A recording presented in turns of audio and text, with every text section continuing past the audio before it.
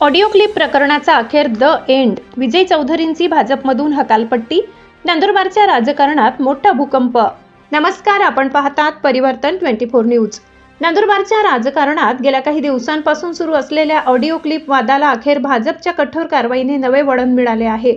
भाजपचे माजी प्रदेश महामंत्री तथा उत्तर महाराष्ट्रातील नेते विजय चौधरी यांची पक्षातून हकालपट्टी करण्यात आली आहे. पक्षाने त्यांना सर्व जबाबदाऱ्यांमधून मुक्त केल्याचे अधिकृत पत्रकाद्वारे स्पष्ट करण्यात आले आहे.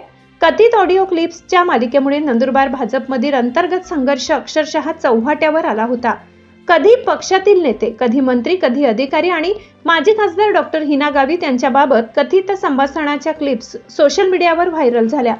या प्रकरणामुळे जिल्ह्याच्या राजकीय वर्तुळात प्रचंड खळबळ उडाली होती. विशेषतः डॉक्टर हिना गावित यांच्याबाबत कथित आक्षेपार्ह वक्तव्य असलेल्या ऑडिओ क्लिप नंतर प्रकरण अधिकच तापले. या प्रकरणी विजय चौधरी यांच्या विरोधात गुन्हा दाखल झाला आणि गावित समर्थक व भाजपाच्या वरिष्ठांकडून पक्षातून हकालपट्टीची मागणी करण्यात आली होती.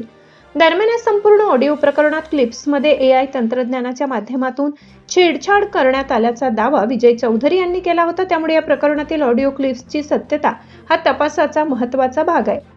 मात्र एकामागून एक समोर येणाऱ्या क्लिप्समुळे भाजपमधील अंतर्गत राजकारणावर प्रश्नचिन्ह निर्माण झाले.